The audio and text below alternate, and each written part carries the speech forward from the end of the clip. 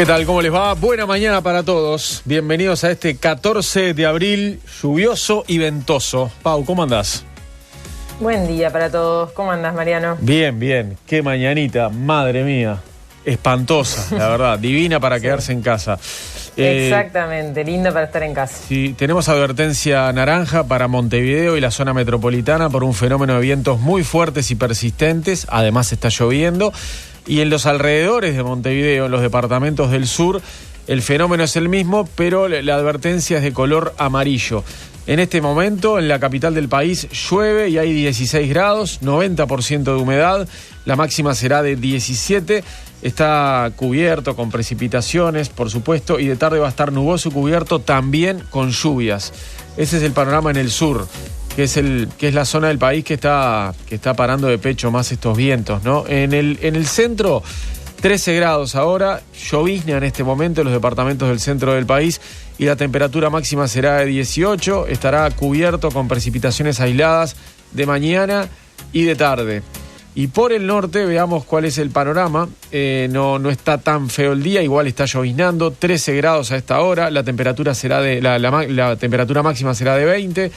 Está muy húmeda la mañana, 98%, algo nuboso y nuboso con periodos de cubierto temprano y de tarde algo nuboso y nuboso ya sin lluvias.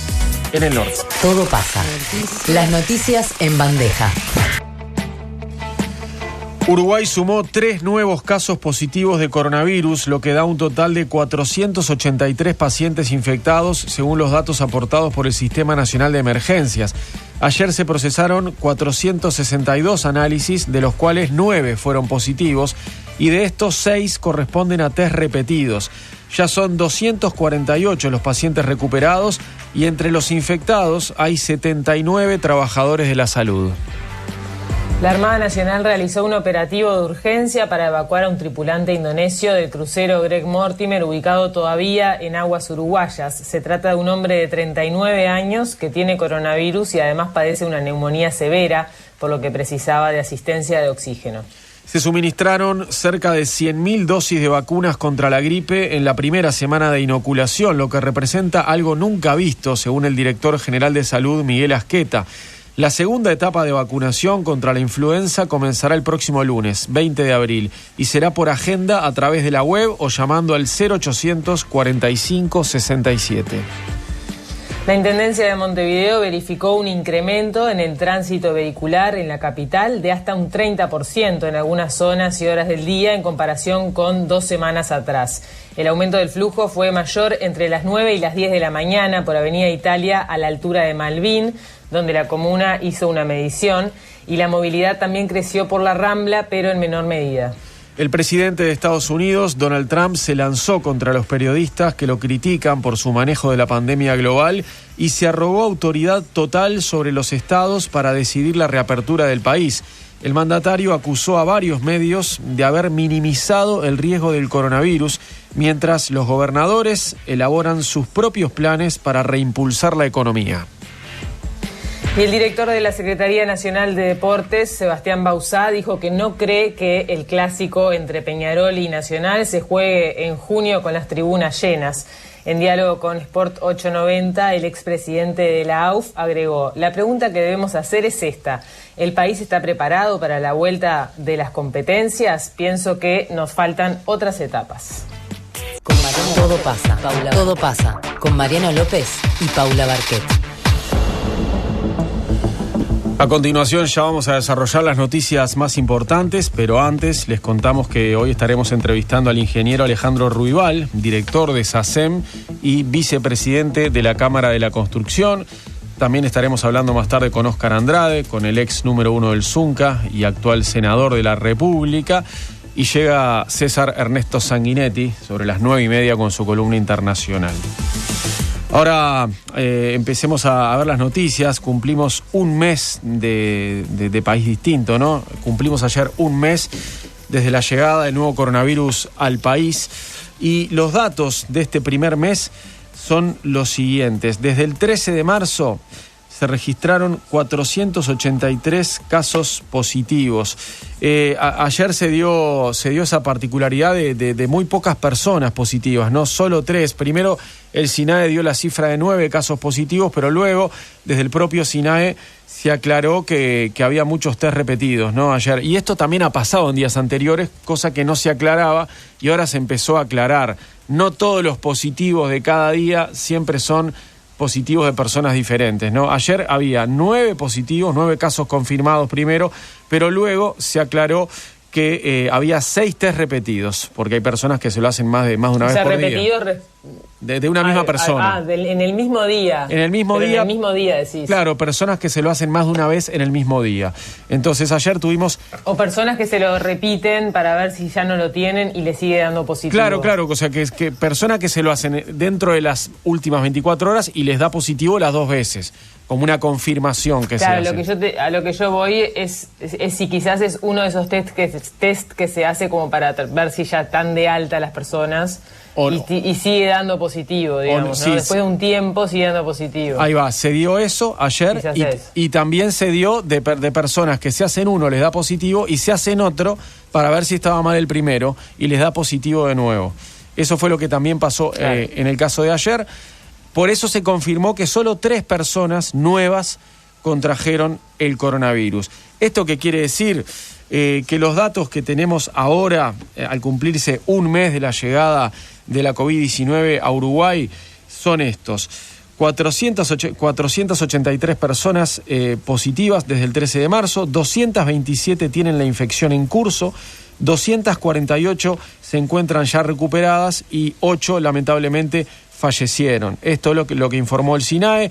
También los datos de ayer señalan que hay 79 infectados entre el personal de la salud. Ayer se realizaron 462 test entonces y 453 fueron negativos. No hay personas en cuidados intermedios, pero sí en CTI son 15 personas internadas en terapia intensiva. Montevideo lidera las cifras, por supuesto, con 156 personas infectadas actualmente. Lo siguen Canelones con 31, Maldonado con 13, Salto, Colonia, Río Negro, La Valleja, Soriano, San José, Rivera y Paysandú también tienen algunos casos. Lo que sí hay que aclarar también es que hay departamentos que salieron de la lista roja, ¿no? Y son Rocha y Flores. Rocha y Flores tenían casos positivos, ahora ya no tienen focos activos de la enfermedad, por eso pasaron otra vez a la categoría de los departamentos libres de COVID-19. Y si hablamos del foco Vilar de Bo, del vector Vilar de Bo, aumentaron a 47 los casos positivos de coronavirus en el hospital. Fuentes del Vilar de Bo confirmaron a Canal 10 que suman 28 los casos positivos de coronavirus, 19 que se detectaron en el hospital y asimismo 19 corresponden a personal de la salud del hospital. Los casos positivos se encuentran todos aislados en salas del Vilar de Bo. Hasta el momento se hicieron 732 test allí, tanto a pacientes como a personal de la salud, pero todavía faltan procesar resultados de pacientes, según la información brindada desde el hospital. La cosa puede empeorar. Puede haber más todavía. Sí, lamentablemente ahí la cosa puede empeorar. Los casos positivos, como decíamos, están controlados y aislados. El primer caso de COVID-19 en ese centro asistencial se había detectado el pasado 5 de abril en un paciente que había ingresado el 25 de marzo. Bueno, y vamos a hablar un poco de la construcción, que después de 3 semanas de licencia retomó ayer lunes su actividad, aunque no en todas las obras. Hubo casos en los que no había tapabocas y guantes para empezar la jornada, según constató el Sindicato Único de la Construcción y Ramas Afines, el ZUNCA. Y en esos lugares la actividad va a seguir paralizada hasta que se reúnan las condiciones mínimas para poder volver a funcionar. El ZUNCA se enfocó ayer, el primer día, a orientar y a fiscalizar el cumplimiento de ese protocolo sanitario al que se acordó a nivel tripartito y que tanto costó consensuar, y lo estuvo tratando estuvo viendo si se cumplía a lo largo y a lo ancho del país. Y según relató al Observador el presidente del sindicato, Daniel Libeiro, hay muchas empresas chicas que no están afiliadas a ninguna de las 4 gremiales y que tienen desconocimiento de lo acordado, y un poco por ahí puede venir el incumplimiento. El sindicato esperaba un movimiento, como decíamos ayer, de unas 100.000 personas por el reinicio de la actividad. Esto incluye tanto puestos directos, que son unos 45.000, como los puestos indirectos. Y dentro de las obras de mayor porte que retomaron sus tareas, ayer estuvieron la planta de celulosa de UPM en Paso de los Toros y el proyecto del ferrocarril central que conecta esta ciudad con Montevideo. En la mayor parte de las obras, la jornada se limitó a la charla de inducción, digamos, y a tareas de acondicionamiento de los lugares de trabajo que tenían que volver a la actividad, pero no fue una jornada de trabajo intenso. Y entre la larga lista de medidas de prevención que se acordaron, como decía, de manera tripartita, ayer lo comentábamos, pero repasamos, está el tema del uso de tapabocas, la implementación de rutinas para el lavado de manos o uso de alcohol en gel que tiene que estar disponible en dispensadores. También se recomienda la desinfección de las herramientas antes de usarlas, y que el personal trabaje en cuadrillas, manteniendo una distancia de por lo menos 1 metro con el compañero de al lado. La misma distancia se pide también al momento del almuerzo, y si no es posible, se recomienda escalonar el uso del espacio destinado al comedor. Todas esas cosas están escritas en el protocolo. También dice que los vehículos que se utilizan para trasladar a los obreros deben hacerlo usando solo la mitad de sus plazas para que se cumpla con ese distanciamiento acordado. Por otro lado, las viviendas en las que viven los trabajadores, cuando las obras están lejos de sus casas, deben adecuarse también para que no haya aglomeraciones. Y bueno, en aquellos casos donde el delegado de obra constate que no se está cumpliendo con las medidas de prevención, tiene la potestad para paralizar las tareas. Algo similar a lo que pasa cuando no se cumple con las medidas de seguridad exigidas. Después de una inspección del Ministerio de Trabajo, si se constata el incumplimiento, se puede clausurar la obra hasta que se regularice la situación.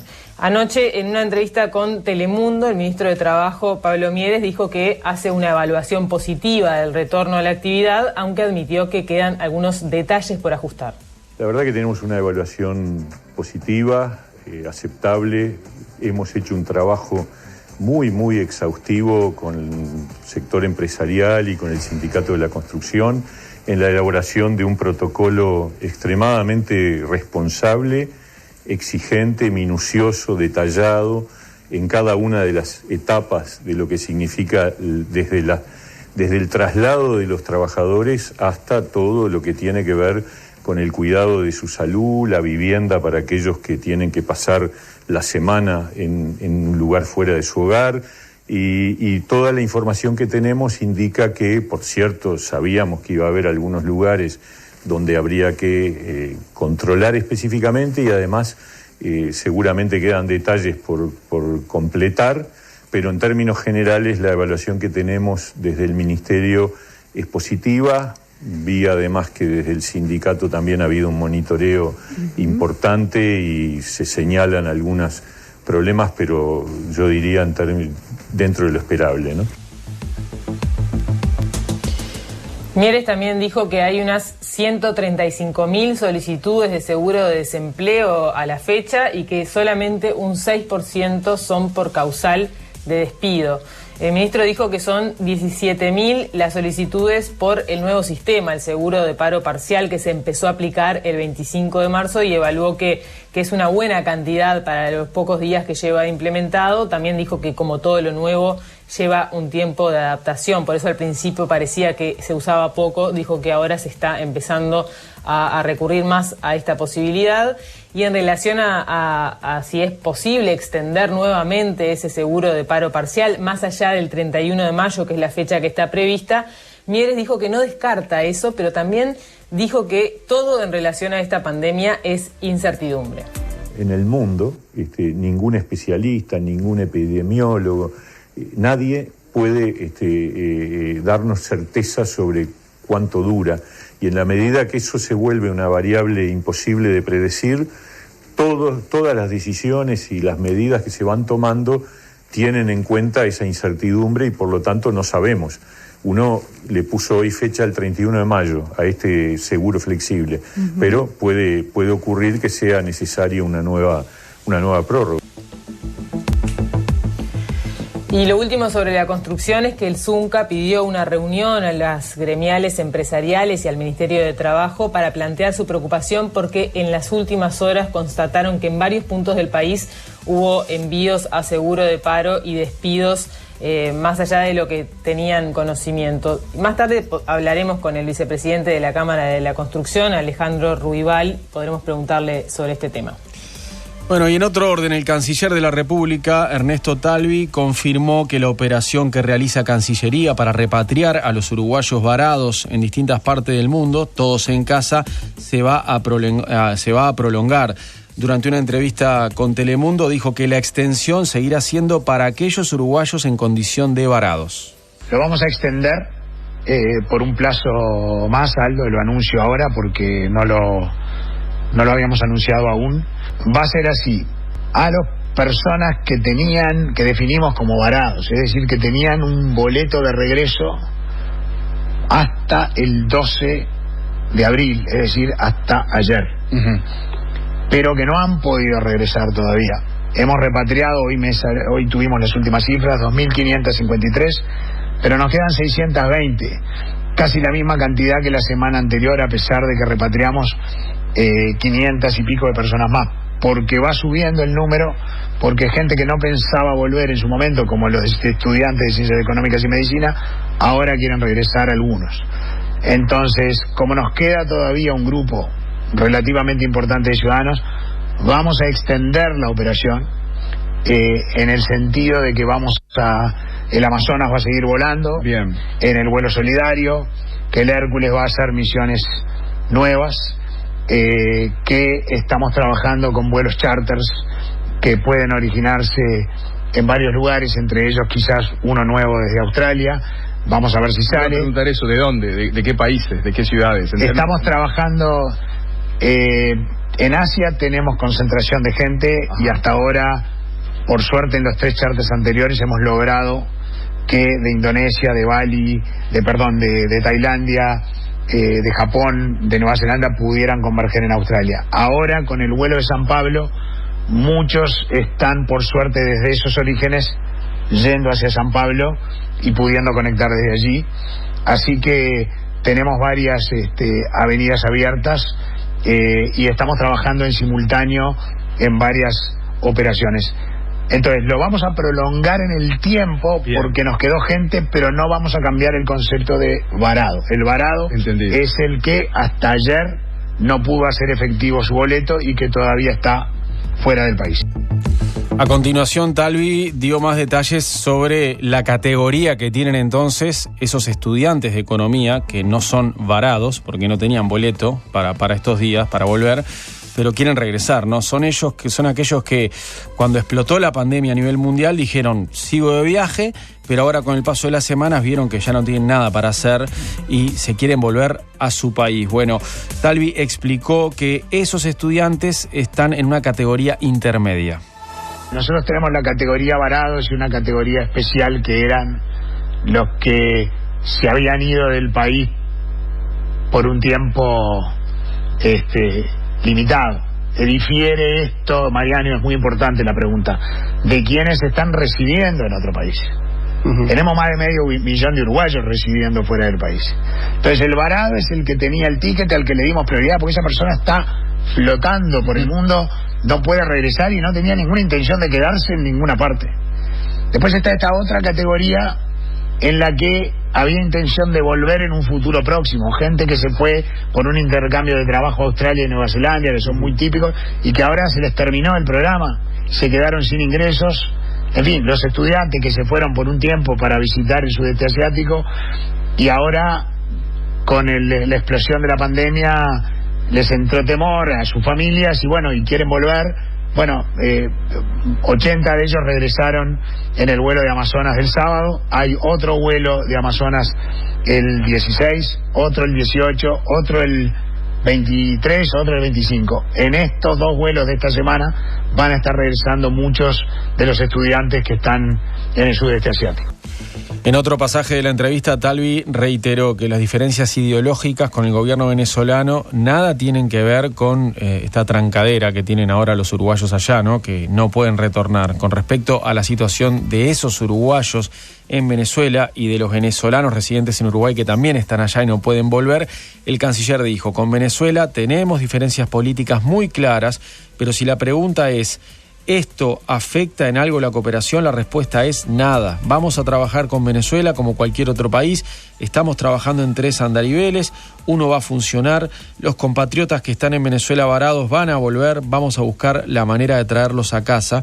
Y cuando le preguntamos sobre lo que dijo el canciller venezolano, quien aseguró que Uruguay nunca tuvo contacto con su país, el canciller respondió: claro que tenemos diálogo y lo vamos a hacer valer para atraer a nuestros compatriotas. No me gusta crear expectativas falsas. Espero que sea cuestión de días u horas. Él dice, asegurarnos que, como ocurrió en los otros casos, la logística, que es sofisticada y compleja, tiene que estar bien. O sea, tiene que estar todo en orden en materia de logística y de seguridad. Todavía no se logró, pero lo vamos a conseguir. Bueno, hablemos del Greg Mortimer, porque la Armada Nacional hizo un operativo de urgencia ayer para evacuar a un tripulante indonesio de este crucero. Se trata de un hombre de 39 años que tiene un diagnóstico positivo de coronavirus y que además tiene una neumonía severa, por lo que estaba precisando asistencia de oxígeno. Fue a eso de las 12 del mediodía que partió la lancha Isla de Flores desde el puerto de Montevideo para su evacuación, y la lancha retornó a eso de las 14:30 al puerto. El tripulante fue trasladado en una emergencia móvil hasta la mutualista Casmu. Actualmente quedan a bordo de la embarcación 97 personas, son 82 tripulantes y 15 pasajeros, y además hay 6 pacientes que están hospitalizados en nuestro país, además de los que ya se fueron, que contábamos ayer. El vocero de la Armada, Diego Perona, explicó algunos de los detalles de cómo fue la evacuación. La Armada fue requerida para hacer una evacuación inmediata. Es la quinta evacuación inmediata que realiza la Armada las últimas 2 semanas. Y la 6ª persona que evacuamos también. En este caso es un tripulante indonesio de 39 años que presenta coronavirus y una neumonía severa. Para eso la Armada despachó a su lancha Isla de Flores, que es una lancha de búsqueda y rescate. Salió a las 12:20 y llegó de retorno al puerto de Montevideo a las 14:45. Y una vez acá en puerto fue derivado a través de una ambulancia al hospital Casmu. La maniobra se realizó con éxito. Había que hacerla también un poco apresurado porque se vienen condiciones de tiempo que van a desfavorecer ese tipo de maniobras. Todo pasa, 4ª temporada. César Sanguinetti, Fernando Pereira, Mario Bardanca y Nicolás Bagatini. 4ª temporada. Las columnas en Todo pasa.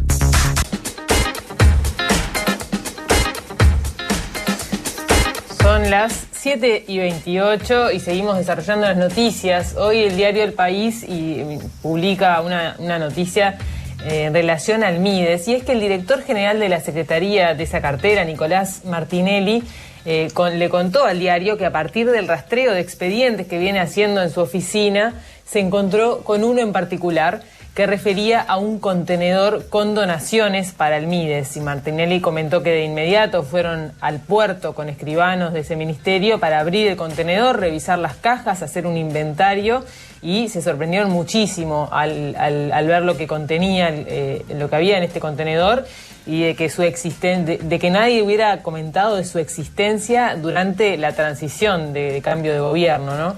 El contenido adquiere especial importancia en esta coyuntura porque tiene, entre otras cosas, les cuento, máscaras para respiradores, tapabocas, tubos de oxígeno, jeringas, colchones inflables, sábanas, sillas geriátricas, camillas, batas desechables, nebulizadores. Tiene infinidad de suministros para temas de salud y en este momento en el que se están precisando artículos médicos, ¿no? El contenedor en realidad fue una donación del Rotary Club de Canadá para el Cotolengo Don Orione masculino. Llegó a Uruguay el 11 de septiembre de 2017 y esta institución, el Cotolengo, solicitó la exoneración de impuestos al Ministerio de Economía y Finanzas, pero bueno, el trámite demoró, entonces ¿qué hizo el Cotolengo? Según la información del país, decide donarlo al Mides, ya que no podía afrontar los gastos de tener parado el contenedor ahí en el puerto. Desde la llegada a Uruguay, el contenedor generó casi $8.000 de gastos. Y bueno, hay una resolución que consigna esta donación, es del 27 de junio de 2018, casi un año después. Es firmada por la entonces directora general de la Secretaría, que era Graciela Mazzucchi, y la resolución dice: por este medio le informamos que el pequeño Cotolengo Don Orione masculino donó a esta Secretaría de Estado una importante cantidad de artículos que permiten atender las necesidades de la población vulnerable de nuestra sociedad en cumplimiento con los cometidos asignados al Ministerio de Desarrollo Social.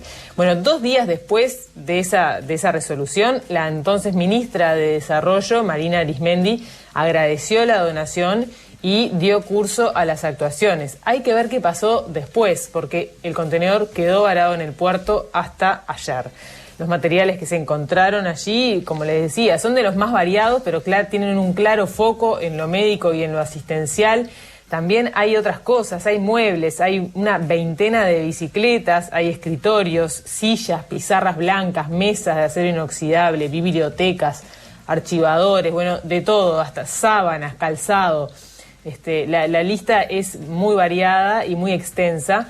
Y Martinelli decía, ¿no?, que es impresionante todo lo que se encontraron, que son cosas muy importantes y que estaba sorprendido también de todo lo que había entrado en un solo contenedor. Aseguró también el director general de la Secretaría del Mides que ya avisó al Ministerio de Salud Pública para que analice los elementos y diga en definitiva cuáles deben ser descartados y cuáles se pueden utilizar de todos ellos. El presidente Luis Lacalle Pou también está al tanto de todo este episodio y pidió que se aceleren los procesos para poder usar el contenido en lo que tiene que ver con el combate a la pandemia, ¿no? Sobre todo los artículos que pueden llegar a servir para atender a los pacientes graves.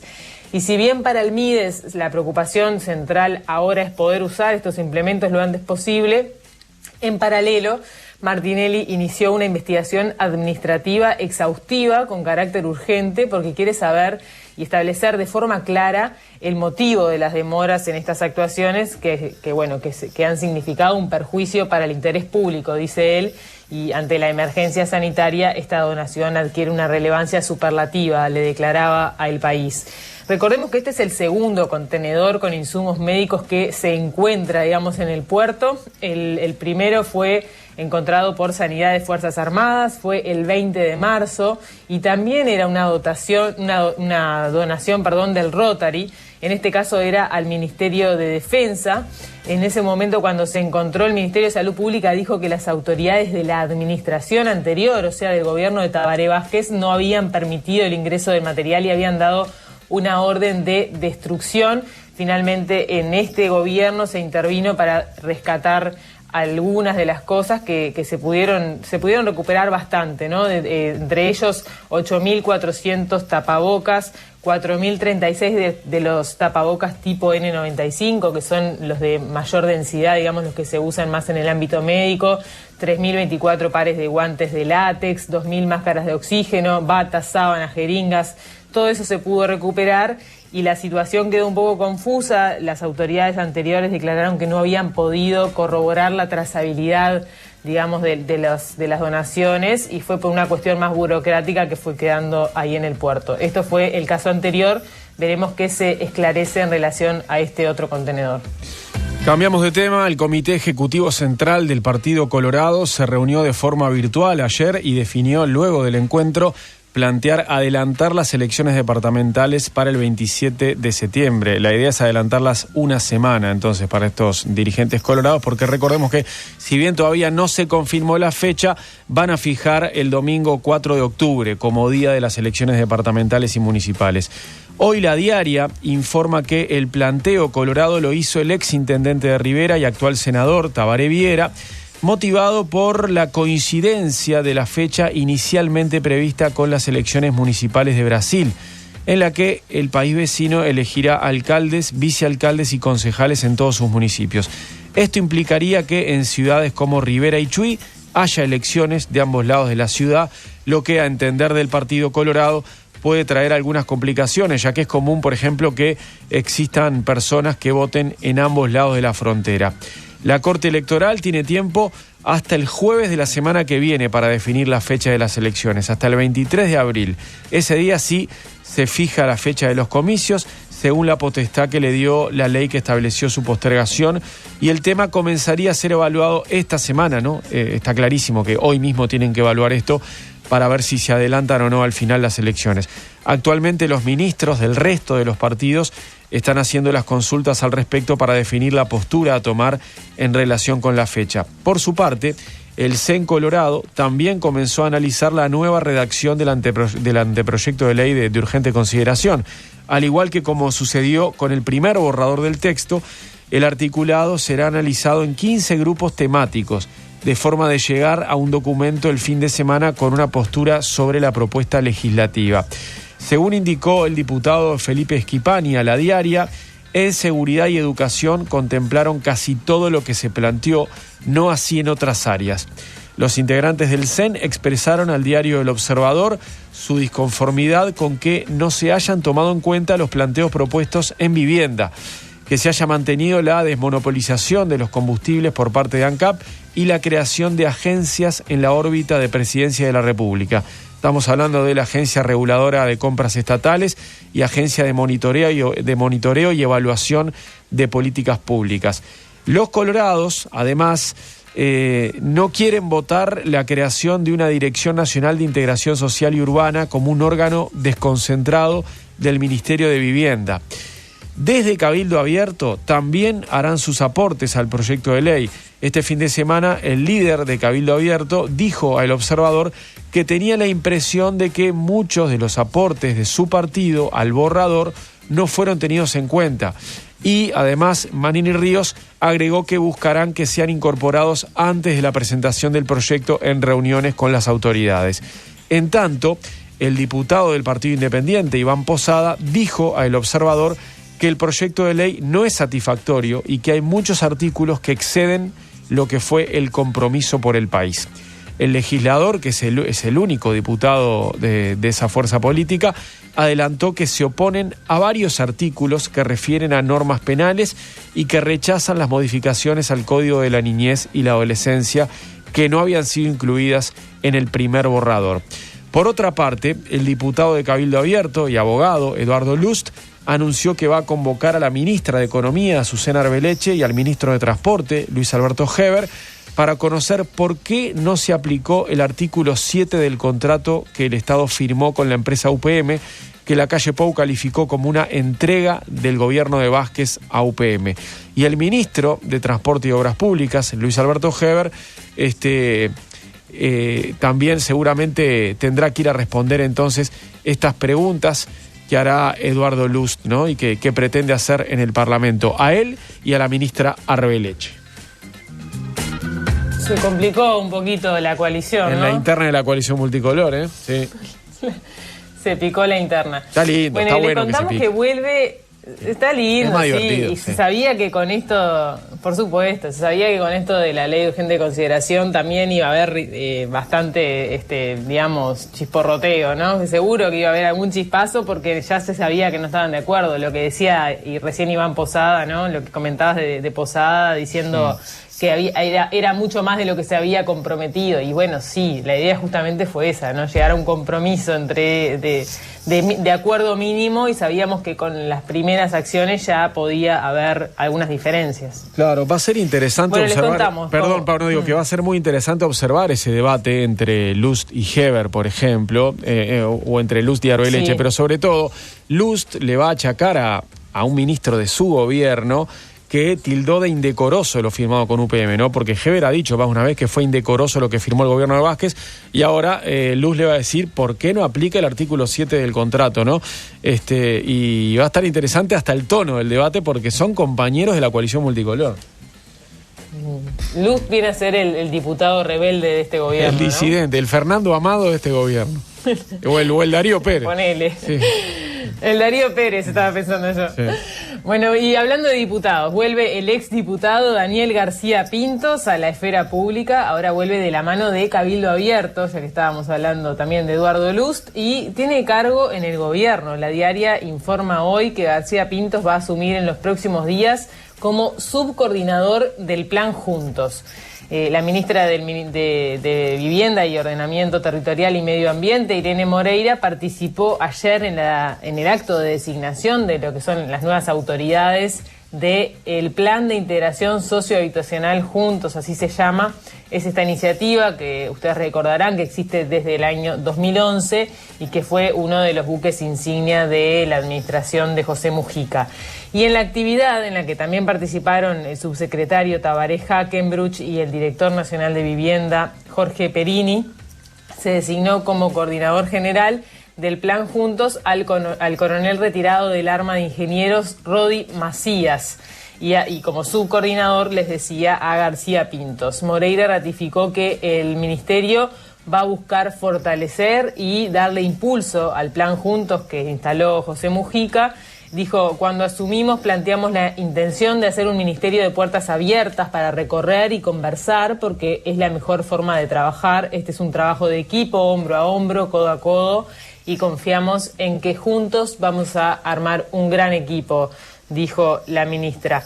Moreira ratificó que el ministerio va a buscar fortalecer y dar impulso, como les decía, al Plan Juntos. Y Macías, Rodi Macías, que es el que va a coordinar, también habló, dijo que iba a continuar con la gestión y después mantuvo la primera reunión de trabajo con representantes de la gerencia técnica y administrativa del Plan Juntos, en la que confirmó, entre otras cosas, lo que les contaba, que García Pintos lo va a secundar en esta nueva responsabilidad. Las autoridades del ministerio también optaron por designar una dupla al frente del programa de mejoramiento de barrios, el PMB, que es el programa que se encarga de, readecuar a los asentamientos y convertirlos en barrios. Bueno, el coordinador general va a ser Álvaro Martínez y su subcoordinadora va a ser Consuelo Pérez. Esas son las nuevas autoridades. García Pintos entonces será el coordinador del Plan Juntos. La Diaria recuerda hoy que García Pintos fue diputado del Partido Colorado durante 20 años, entre el año 90 y 2010. En las elecciones de 2009 generó un espacio político junto al ex comandante en jefe del ejército, Raúl Mermot, y en las elecciones internas apoyó la precandidatura presidencial de José Amorín Valle. En octubre encabezó la lista 15 en Montevideo, pero no fue reelecto. Y en las últimas elecciones, en las del año pasado, se incorporó a Cabildo Abierto y apoyó entonces la candidatura de Guido Manini Ríos. Y ayer asumió la presidenta del INISA, la nueva titular del Instituto Nacional de Inclusión Social Adolescente, ese organismo que está a cargo de la reinserción de los adolescentes en conflicto con la ley. La socióloga Rosana de Olivera, que se desempeñó como encargada de prensa de Cabildo Abierto durante la campaña electoral, ocupará ese cargo que dejó la psicóloga Gabriela Fulco. Al asumir, de Olivera dijo que sabe que muchos llegan al INISA luego de haber estado inmersos en contextos críticos, con historias de carencias, maltrato y abusos, fracaso o deserción escolar. También han sufrido abandono familiar, entornos violentos vinculados muchas veces al narcotráfico, sin referentes positivos y absolutamente carentes de buenos valores y hábitos. Insertarlos como ciudadanos de bien es nuestro objetivo final y hacia allí apuntará todo el compromiso y responsabilidad de la gestión que comenzamos, aseguró de Olivera.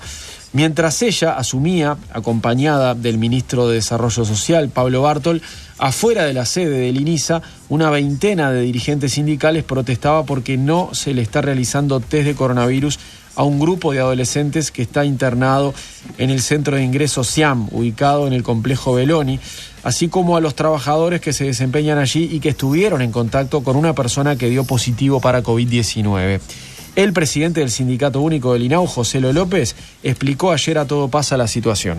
La situación que se generó en INISA y por lo que nosotros llegamos a movilizarnos en el día de hoy tiene que ver concretamente con un centro de los tantos que tiene el INISA, que es el Centro de Ingreso de Adolescentes Masculino, donde el día jueves 2 varios internos de ese centro, varios jóvenes que están en privación de libertad allí, fueron atendidos por un médico psiquiatra que un par de días después es diagnosticado como positivo por coronavirus. A raíz de eso, nosotros venimos reclamando desde el jueves 2 hasta la fecha de que la administración genere una situación de aislamiento de los jóvenes y los trabajadores que estuvieron en contacto directo con este paciente que en definitiva fue diagnosticado positivo. Y al no tener respuestas, hemos intentado negociar hasta la noche de ayer, pero no tuvimos ninguna respuesta y bueno, entendimos que hoy era un día propicio para poder generar un reclamo que se hiciera visible en función de las características, digamos, de la situación que se está viviendo en nuestro país, donde lo que definimos fue que una delegado de todos los centros del INISA, más la dirección del sindicato, nos apostáramos frente a la puerta del INISA, donde se iba a hacer el cambio de mando, para allí, exigir de que se hagan los test correspondientes a estos jóvenes que fueron atendidos por el doctor que estaba infectado y también a los trabajadores que estuvieron, digamos, trasladando a esos jóvenes hacia el consultorio. El psiquiatra que estuvo en contacto con adolescentes y trabajadores se contagió en el hospital Vilar de Bo. José López responsabiliza a la administración saliente de la situación con la que el sindicato mantuvo una mala relación en los últimos años y espera que la flamante presidenta del organismo ordene la realización de test de coronavirus a trabajadores y adolescentes. El director del área de salud del INISA informó al sindicato en una carta que entre los 297 adolescentes privados de libertad no se han registrado hasta la fecha casos de coronavirus y agregó que de la totalidad de funcionarios solamente hay un profesional de la salud en cuarentena esperando el resultado. El sindicato aclara que en la carta el jerarca no hace alusión al psiquiatra que tuvo contacto con adolescentes y trabajadores y que ella dio positivo, así como tampoco a una funcionaria que luego de haber estado en contacto con el psiquiatra llamó a su prestador de salud y le dijeron que se aislara. Le hicieron de inmediato el test y esta se encuentra esperando el resultado, ¿no? La nueva presidenta del INISA se reunirá mañana con la dirigencia del sindicato a las 2 de la tarde. Vamos a ir con la misma propuesta, o sea, nosotros necesitamos certeza, necesitamos seguridad de que los compañeros están trabajando bajo las condiciones mínimas e indispensables para poder desplegar su tarea sin tener, digamos, riesgo de contagio y en el caso de que fueran positivos, bueno, tener todos los recaudos necesarios que se necesitan para poder establecer una atención en la medida de lo adecuado para los jóvenes y fundamentalmente para la garantía de los trabajadores, que para nosotros eso es muy importante como sindicato, digamos. Entonces, no ha sido fácil, todavía no entendemos cómo de alguna manera la administración tiene diferentes criterios para medir estas cosas, porque ya empezaron a aparecer funcionarios con síntomas de COVID-19 y sí, a esos funcionarios se les ha indicado hacer el test correspondiente, pero a los jóvenes que capaz que están contagiados pero no tienen síntomas no se les ofreció la posibilidad de hacer el testeo correspondiente. Recordemos que el INISA es un órgano colegiado integrado por una presidenta y 2 directores que aún no han sido nombrados. Y el presidente del gremio del INAU dijo que hubiera deseado que la nueva jerarca los hubiese recibido antes. En realidad lo único que tenemos hasta ahora es una nueva presidenta que sustituye a la señora Fulco en la administración, en la presidencia del INISA.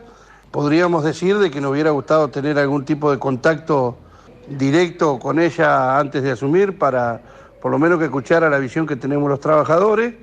Ella descartó esa posibilidad y bueno, esa primera reunión va a ser el próximo miércoles a las 14 horas. Esperamos que allí podamos de alguna manera entendernos y ver cómo va a ser el relacionamiento en el futuro. Y Y el comisionado parlamentario para las cárceles, Juan Miguel Petit, se reunió ayer con el presidente de la República, con Luis Lacalle Pou, para analizar la situación de las cárceles en el medio de esta crisis sanitaria. El comisionado dijo que es una buena señal que el presidente lo haya recibido e informó que no se han registrado casos positivos de coronavirus en el sistema penitenciario hasta el momento.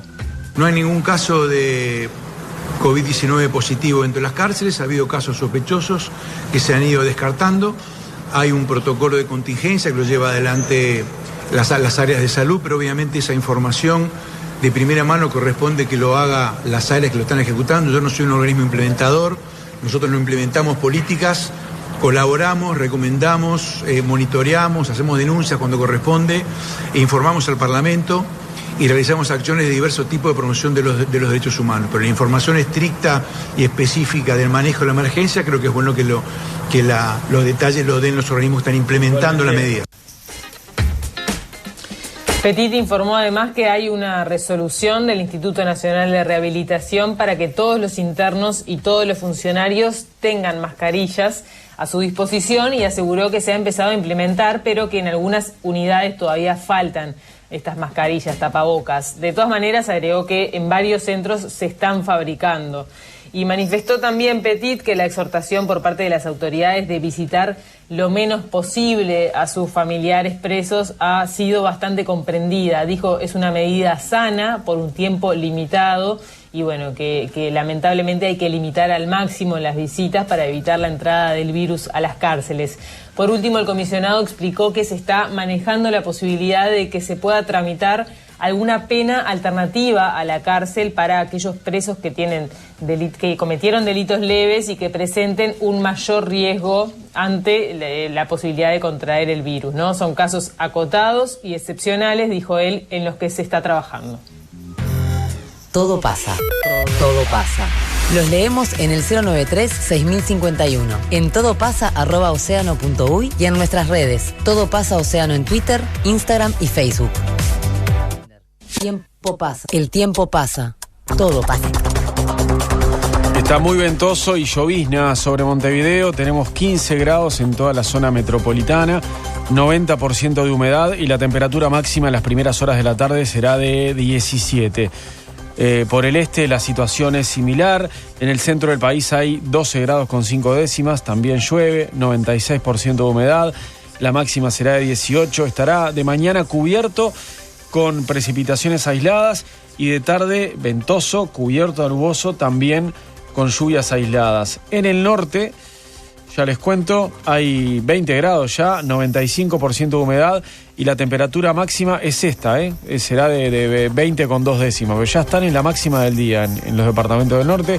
Algo nuboso y nuboso, con periodos de cubierto y precipitaciones aisladas en la mañana, y de tarde algo nuboso y nuboso sin agua. Les recuerdo que rige una advertencia de color naranja para Montevideo y zona metropolitana, y de color amarillo para el departamento de San José, todo Canelones, y les diría que parte de Canelones y parte de Maldonado. Las dos advertencias, naranja y amarilla, son por el mismo fenómeno. Vientos muy fuertes y persistentes. A las 12:30 del mediodía, el INUMET actualiza esta advertencia, pero se prevé que vamos a estar así hasta el jueves, porque ya había un aviso meteorológico de vientos muy fuertes hasta el jueves de noche.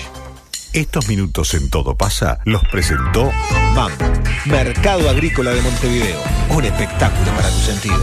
De 7 a 10, todo pasa. 7:54 de la mañana, la Federación Uruguaya de Magisterio, la Sociedad de Medicina Rural del Uruguay, la Federación Médica del Interior y el PIT-CNT se reunieron ayer y resolvieron enviar una nota al gobierno en la que ratifican su postura de no reiniciar las clases presenciales en escuelas rurales. En esa carta pedirán una reunión con autoridades gubernamentales con el objetivo de replantear este tema, ya que el reinicio de las clases presenciales en escuelas rurales, excepto las de Canelones, está previsto para el miércoles de la semana que viene, miércoles 22 de abril. En medio de la pandemia de coronavirus, los sindicatos entienden que aún no hay estudios científicos suficientes que permitan saber en qué situación está parado Uruguay, por lo que no habría que arriesgar a niños, maestros y funcionarios con la posibilidad de llevar al virus a zonas que todavía no se vieron afectadas. Tras la reunión, los colegas de Montevideo Portal conversaron con la secretaria general de la FUM, de la Federación Uruguaya de Magisterio, Elvia Pereira, quien señaló que las 4 organizaciones enviarán esa nota a la Secretaría de Presidencia. La carta estará basada en 2 ejes. El primero es que no se ven cambios sustanciales en la situación de emergencia sanitaria con respecto a cuando se anunció el cese de las clases presenciales, por lo que no habría suficientes argumentos para retomarlas. En este sentido, Pereira ratificó que no están dadas las condiciones para volver a clases en la fecha dictada por el gobierno. Y por otro lado, pedirán que las organizaciones participen de los ámbitos de discusión de estos temas, ya que señalan que son los principales involucrados. Vamos a pedir ser considerados en la discusión sobre los aspectos sanitarios que deberían estar garantizados para un posible reinicio de clases, dijo ella. Y aseguró que esta postura no se trata de torcerle el brazo a nadie, ya que no es el centro de la discusión. Según expresó Pereira, desde el inicio se entendió que en esta situación la salud pública es importantísima, por lo que todo debería guiarse por las recomendaciones del Ministerio. Ella dice que la situación de la salud no tiene que guiarse por otras proyecciones. O sea, hay que seguir las recomendaciones del Ministerio de Salud Pública y del Sistema Nacional de Emergencias. Y a todo esto, la Federación de Magisterio tendrá una reunión hoy martes con el Consejo Directivo Central de ANEP, y fue pedida luego de que a principios de abril el presidente de la calle Pou indicara que estaba bajo análisis la vuelta a clases aún sin fecha. La idea de la reunión era saber qué tenía en mente el gobierno. Fue el 8 de abril cuando la calle Pou dijo en conferencia de prensa que, dados unos cálculos que tenía en el gobierno, las policlínicas y hospitales públicos tenían una capacidad de camas de CTI suficiente como para afrontar una propagación superior a la actual de coronavirus. Ahora, con todos los anuncios hechos, la reunión de mañana entre el gobierno entre el gremio de la educación, y el CODICEN se vuelve trascendental de cara al futuro. Eso es lo que consideran desde la Federación de Magisterio. Por eso quieren que siga en pie la reunión prevista entonces con las autoridades del CODICEN. Todo pasa, el periodístico de Océano.